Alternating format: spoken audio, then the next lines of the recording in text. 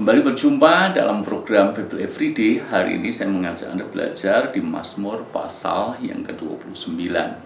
Dari judul perikopnya kita tahu bahwa ini bicara soal kebesaran Tuhan yang dinyatakan lebih daripada apa yang dinyatakan alam kepada manusia.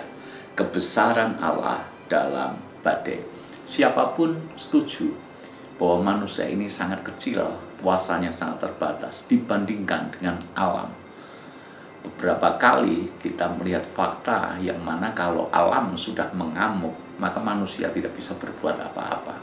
Misalnya saja gelombang tsunami yang terjadi di Jepang, gelombang tsunami yang terjadi di Aceh misalnya, gempa bumi yang terjadi di negara kita beberapa puluh tahun yang lalu terjadi di Jogja, Solo sekitarnya juga terkena dampak daripada gempa bumi. Lalu kemudian gunung meletus, lalu kemudian bencana-bencana yang lainnya, banjir bandang, air bah, semuanya itu begitu menakutkan. Dan terlihat bahwa sehebat-hebatnya manusia ini sangat kecil dibandingkan dengan alam yang sedemikian besar.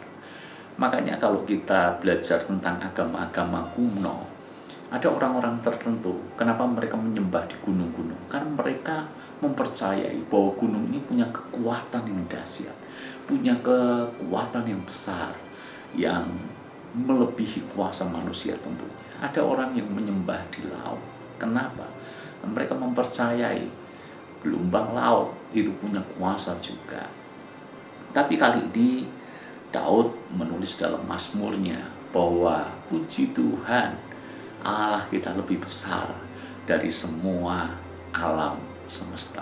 Karena alam semesta yang menciptakan adalah Tuhan. Inilah membedakan keyakinan kita dengan agama-agama kuno. Sementara mereka menyembah gunung-gunung, mereka percaya di gunung-gunung itu ada dewa. Kita justru percaya Tuhan yang menciptakan gunung, yang berkuasa atas alam semesta. Maka kalau Anda baca di dalam ayat yang ketiga, suara Tuhan di atas air, Allah yang mulia mengguntur, Tuhan di atas air yang besar. Suara Tuhan penuh kekuatan, suara Tuhan penuh semarak, suara Tuhan mematahkan pohon aras, bahkan Tuhan menumbangkan pohon aras Libanon, yang membuat gunung Libanon melompat-lompat seperti anak lembu dan gunung Sirion seperti anak banteng. Jadi kalau kita bicara soal pohon aras itu adalah simbol kekuatan. Kalau kita bicara soal pohon aras yang di Libanon, ini juga bicara soal kebesaran, kebanggaan. Tetapi saudara-saudara, semuanya tidak ada apa-apanya dibandingkan dengan Tuhan Allah kita. Sebab Tuhanlah yang mematahkan pohon aras, menumbangkan pohon aras di Libanon. Bahkan Tuhan berada di atas air. Bahkan Tuhanlah yang membuat gunung-gunung di Libanon melompat-lompat. Artinya, kalau sampai ada peristiwa terjadi, ledakan, gunung meletus, itu semuanya berada dalam kendali Tuhan. Ayat yang ke-10, Tuhan bersemayam di atas air bah. Tuhan bersemayam sebagai Raja untuk selama-lamanya. Bahkan air bah yang menakutkan, air bah yang menggoncangkan, itu pun berada di dalam kendali Tuhan. Kalau Anda lompat ke perjanjian baru, lihat bagaimana Yesus dengan begitu tenang, begitu mudahnya dia menaklukkan alam yang sedang mengamuk. Beberapa kali ada cerita, Yesus berada di perahu bersama dengan murid-murid, angin topan sekonyong-konyong datang. Dan apa yang dilakukan Yesus? Yesus cuma menghardik angin itu, dan angin itu langsung reda. Danau itu menjadi sangat teduh. Lihat, kekuasaan Tuhan lebih daripada alam semesta ini.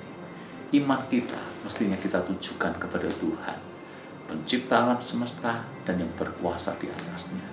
Karena itu adalah sebuah kebodohan kalau masih ada orang Kristen menyembah di gunung-gunung tertentu.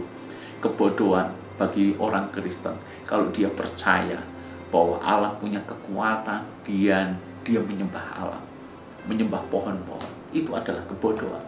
Sebab Tuhan kita lebih daripada itu semuanya. Mari kita sembah hanya Tuhan saja. Tuhan yang dahsyat melampaui apapun. Tuhan berkati.